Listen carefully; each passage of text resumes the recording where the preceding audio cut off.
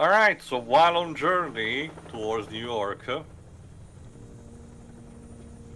Let me guess, speaking of your Cricket. family... Jova, how did you guess that? I must be a psychic to have analyzed such amazing and brilliant writing, Capelli, this is the construct. Okay, don't want to be too cynical. Like, I get it. On a base level, I get it. And there's some, eventually, like, towards the end, Kuni 2 had something similar to that. You know what it didn't? Hammer into your fucking skull. Okay, look. Here's the thing. I might be okay with them hammering this if we actually got to know his family better. I will say this. Remember, you can do that by reading the novel. Okay, and again, like, it's one thing nowadays where at least wikias do half of the heavy lifting, but back then we didn't have wikias. No, oh no, not the... Oh wait, it's there's a pirate in that He nearly killed himself. He nearly killed himself over a glove. For the keepsake.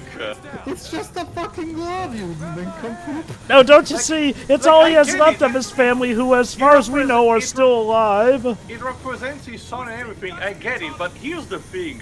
You don't need a physical keepsake. It doesn't have to be like that. It's used as an, How did he survive that? He just does. It is used as, just for narrative purpose and manipulation when it comes to movies and video games because, again, a lot of writers, not in this case, I guess, executives, think that people are too stupid to understand that someone cares enough about it, and they do need, like, the keepsake, the tragic keepsake. It was something similar to that happened also in Bird Box, with a fucking, chain link that the guy gave to the protagonist towards the end. Anyway, new enemy type, snipers who can turn invisible. So, fun stuff ahead. It's cool that despite falling out of that plane, we thankfully have all of our gear on us.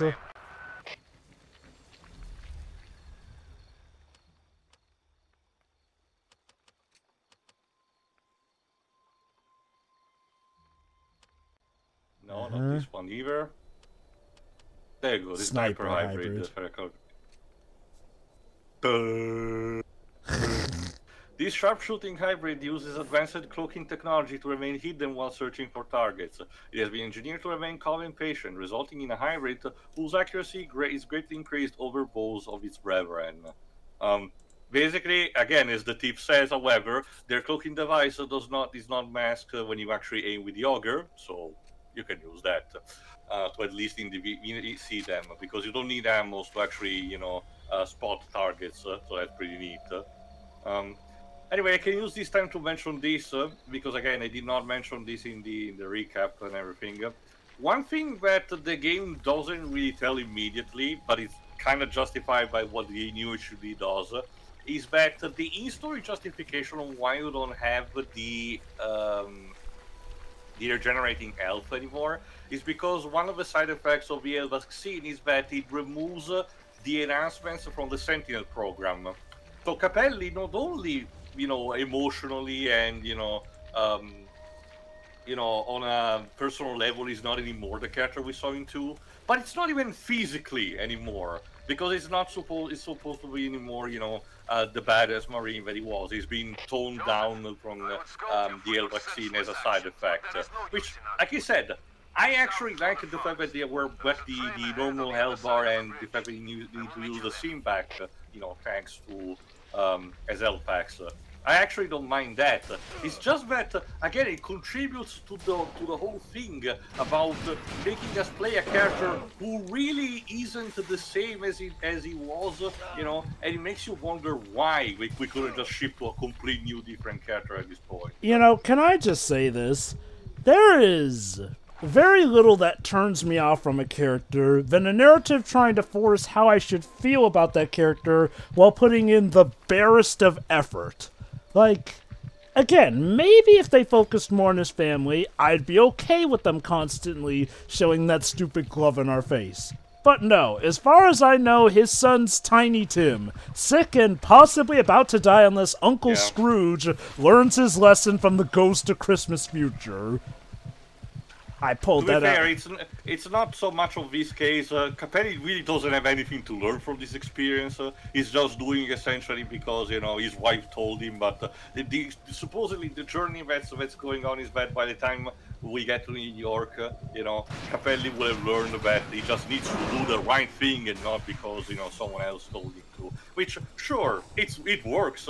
It's just that we didn't really need it for a setting like this. That's one of the key words when it comes to summarize also this story. There are a lot of things that, narratively speaking, we didn't need it, and they just put there thinking that it added either flavor or for the sake of actually having, trying to stimulate a reaction from the audience.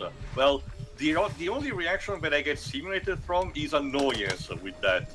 Thank God that at least the gameplay is very enjoyable, because otherwise this will really be the worst in the series to me. I mean, God, I don't know if I'm ready to call the narrative weaker than that of the first game. We're not technically halfway. Well, with this part we'll be halfway through. That's another thing. Compared to the other games, this is technically slightly shorter. I guess the thing is, I will say this: if it weren't for that terrible ending, I would probably easily say that Resistance 2 had the best narrative. But that ending is there, and not only does it stink up like the game, it stinks up a lot of a series for me. Again, I can get maybe a main character, mascot character dies, and the role gets inherited. That has not been unheard of, and it has been done good. It was not done good here, and the thing is, it would have made more sense if the devs actually hated Hale with that ending, but no, they thought that ending would flow over just fine, even though it's out of nowhere, incredibly abrupt, and really just does a disservice to Hale. Like I said, logically, it kind of made sense. It was going to be the natural conclusion of the character because the game had emphasized. My personal speculation about the fact that Nate was going to become something more was just a personal interpretation. But on a more logical thinking, it kind of makes sense that the conclusion was foregone when it comes to him turning. So technically speaking, it still makes sense. So at least I would argue it doesn't really come out of nowhere. It's just that the way it's presented makes it a bit more tasteless than it actually is. I don't even mind him turning. My issue is just the sequence of stuff, the pace of it, how rushed it all is together, doesn't give the audience even time to register, and I feel like, at the very least, they could have had Hale at least fighting it, and then asking Capelli to pull the trigger, as one last order, and truly for the goodness of mankind, because they say in passing now at the start of Free that, oh, this is what Hale really wanted, but the public didn't know that, except even the audience didn't know that. Suddenly... Reminder, Vodrova, that Capelli himself says, or at least this is what I tell myself for the night. So like he said, it's probably just delusion that he's having. But I was going to compare it to something else, but first, Pedro. No, it's just like... no,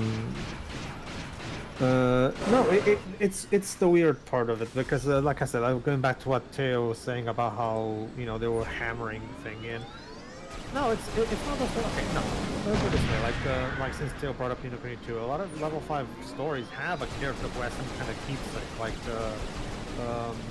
like in Eternal Diva, where the female protagonist has that necklace, right? Also, technically speaking, the hat, when you really get down to it. Yeah, the hat is literally Layton's keepsake. Oh, to be fair, we do not learn that until almost the very end, of halfway through, Lost Future, and that is probably more something like a retcon that was added in more than anything. It's like. Well, remember, Teo, technically, I don't really. Oh no, we knew that it was going to be always important in some degree. We just didn't know in what way. I guess. No, because it also has to do with the speculation of why we never see him without his hat. So he saw that as a potential way to do something. It's not that you can't have a keepsake. For the character, it's a symbol of affection. Again, don't get really do that kind of shit. It's more hell in Super 8, for example, where the main character also has a necklace from his mom, and it's used to great emotional effect at the very end of the movie, right? Where he lets go of the necklace as symbolic of him finally overcoming his mother's death. There you go. You can do that shit well. In here, the problem is that again, Capelli is acting so unreasonably, where he literally almost kills himself just so he can get the fucking glove. You know, You know, it does get to the point where I have to wonder, if Capelli were just someone with a completely different name, would we actually have had better reception than it being a returning I will character? still, and I can tell you that on a personal level, I will still find the bland milk toaster, but at the very least, it will be someone completely new. Like, I'm almost done playing Retribution by the time we're recording this, and I can tell you that the protagonist of that game is not particularly super likable. But it's his own thing, you know, at the very least. So at the very least, it's his own identity. There's nothing particularly, you know, damaging what the rest of the franchise did. I cannot speak for Burning Skies because the protagonist in that one is different completely as well, and I do not know what kind of personality that protagonist has. I guess it really is an ironic bout where, for as little an improvement as it would have been, maybe I might have gravitated better to this guy if he were someone new. It's kind of like with Hobo Phoenix and Apollo Justice. When you have a character who is drastically different from the last time you saw them, that's not always key for failure. Sometimes that's a key for improvement, but you gotta know how to handle it, and at some point showing the development tends to help.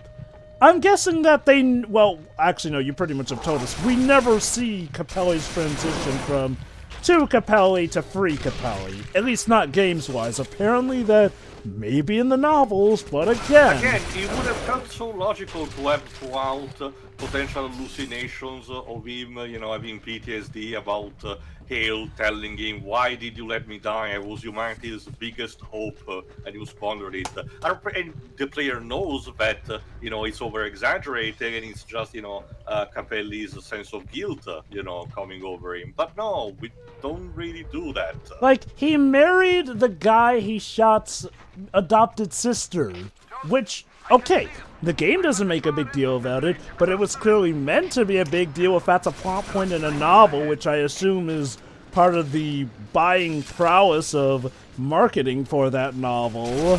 So, like, why not capitalize that in this game itself? Like, were they really banking on people wanting to know every single detail that they would go out of their way, move heaven and earth to buy the novels? My knowledge about the marketing is only limited to what my country did, and like I said, the novel, if I recall correctly, wasn't even translated properly. So my guess is maybe in America the marketing was a bit better on the front. I just do not know. It would not surprise me. Like, even okay, and it still is done to some extent, but I feel like the 2010s were definitely that big era where gaming companies got dollar signs in their eyes at the idea of, hey, you know, people into a gaming series may really like this other form of media for it. Which, to be fair, arguably has been a thing as early as the like you 90s. said, out of it, sure, like we mentioned about, I did mention, sorry, about, you know, Sony's comic book tie-in lines, the major ones at the very least. I'm pretty sure there have been, you know, others to some degree, but just that, and about Microsoft. But like I said, in the early 2000s, at least, the biggest one of them, one from the West, was actually EA, because Dead Space had 2 anime movies, actually, and a comic book line. And I can tell you that the animation in the movies is not particularly great, but if we ever get to comment on them one day, you'll see. Dante's Inferno had an anime tie movie. Ouch. I think there was something else as well. That maybe I think Mass Effect had a tie-in comic. Basically drove up because I think someone did explain. I think Angry Joe talked about it when he reviewed the game back in the day. You know how one of your new party members in Mass Effect 3, the Hispanic guy, seems very underdeveloped. Yeah. That's because it gets to be introduced in a tie-in, either novel or comic series that attached to before the events of 3 stars. Of course. And to be fair, he's the party member from 3 that I care about the least anyway. So I don't think too much of a loss, but that's just personal BS. And while EA may have been the biggest, we can't leave out our good old buddies Ubisoft because I'm sorry.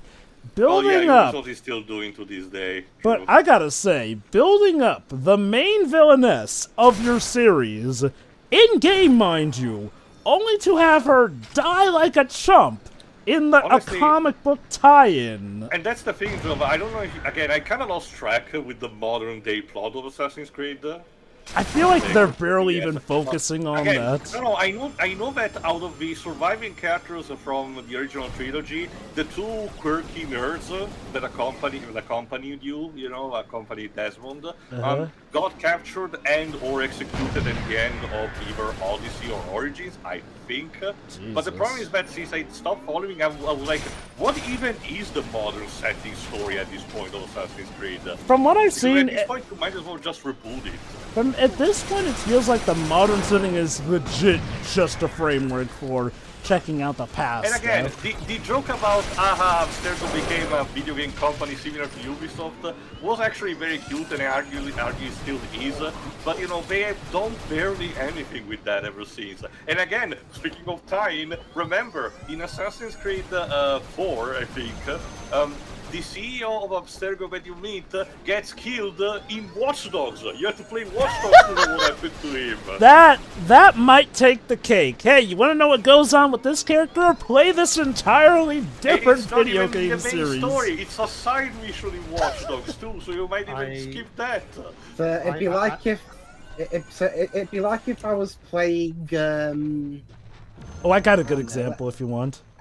If I was playing the first Professor Layton game, I wanted to find out what happened to this guy. Oh, you got to play Yokai Watch. I was actually, I was actually going to do that example, except replace Yokai Watch with Face Sometimes it depends out of necessity. I know that the creator of OKKO had one episode dedicated to end a webcomic, that the said creator worked on previously, mostly out of necessity. So I understand when, it's actually required, but a major, big banking studios, like in this case Ubisoft, and again, I don't even mind the concept, theoretically, because creating a shared universe with one effect ripples into another, that's actually kind of cool. Yeah. Just that it feels more superfluous of what they represent like that. Well, there's actually a, I guess, technically there is a Litmus example for that, where because took the reception of Litmus Returning to Heart and decided to go back to the original trilogy with Western Luke. The loose ends of Litmus Journey had to be told via the anime. At least, okay, the thing is, at least with the anime though, the anime retells the original game and that, so, I mean, at least it feels like, you're getting the full story, like, and, to be fair, the anime is an adaptation, like, I'd say that that's not as bad as, like, per se, oh, in order to understand this plot point in Rise of Skywalker, you needed to have been there for that specific Fortnite event to hear Emperor Palpatine's speech, and God, I wish I was actually joking.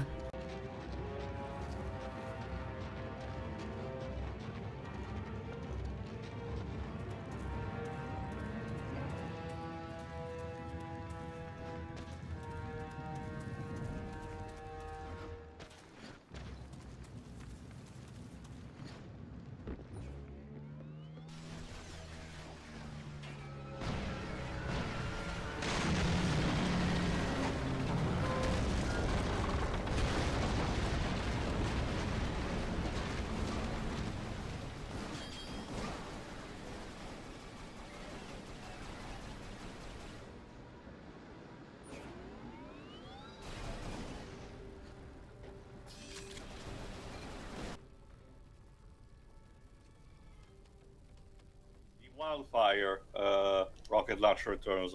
A Cavian-based rocket launcher. Its powerful explosive damage makes this unexpected weapon against a group of small enemies or a single large enemies. L1 zooms in on targets. When you zoom out, hold reticule over target to lock on and press R1 to fire. R1 fires an energy-based explosive rocket shell. R2 press to fire a glowing, slow-moving energy projectile. During flight, press R2 again to detonate projectile into a cluster of rockets that rain down on a large area below the point. I prefer to use the single target option. But I get it, yes, Sonia played the original Half-Life because they kind of built the level similar to that.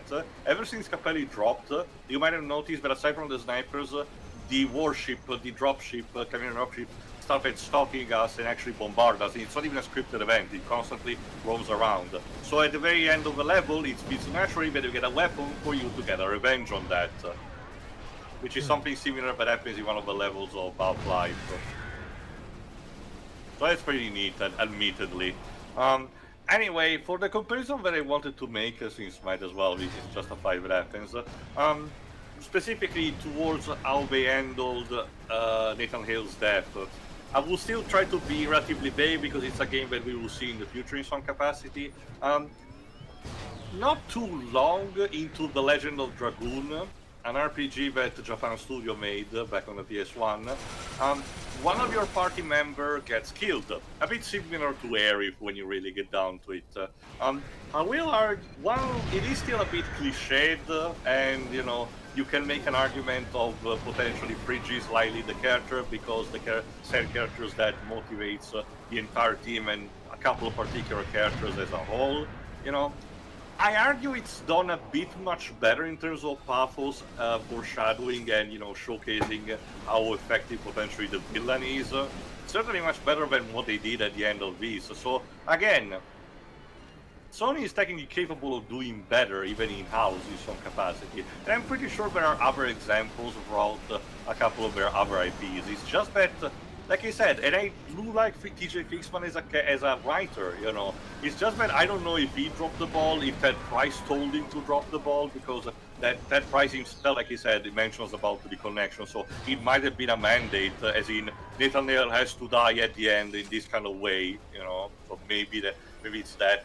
Because I can tell you, throughout the Ratchet & Clank Future Saga, it's only in the last game that TJ Fixman wrote where there are poignant quote-unquote deaths. Even those felt a bit cheap, admittedly. But they definitely felt, you know, a bit better. And even then, it's a bit more than that. So again, it just feels too weird the way that it happens in those two. Anyway, end of the level because Malikov managed to catch up with us. Joseph, thank God you are alive. Come this way. So back to the plane then? No, Charlie essentially has gone away, but we have found a train that we can use. Huh, so they dropped off Malikov Also, and... Oh! suddenly, Laura Bailey with a Texas accent. On the bridge back there. Well, I mean, well, she was based in Texas for a while when she was working for Funimation. So if you, again, in case of Pedro, if you want to have your Laura Bailey ASMR with an extra kick of Southernism, there you go. So was she just waiting all this time for them? Thank you, Lord. She's okay. She's technically a positive supporting character, but she's a bit My husband could fix it fanatical. Let's just say that this community that she's leading on is very religious. Thankfully, they do not turn out to be zealots. Should have been back last But night. it's more of a case of, you know, they possess they are nearby the train. The husband of this woman is actually missing. So if Capelli goes to rescue him, you know, he'll help her, and yeah, I'm starting to see a pattern here.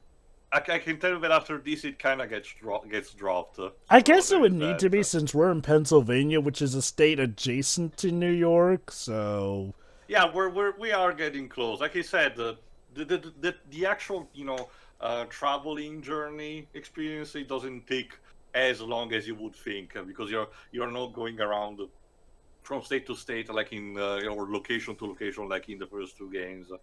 Anyway, to the next time where we actually venture into the Pennsylvania mines, because yes, this is a mining community, and save this husband in order to get this train. Yeah. Neat. Yeah. Yeah.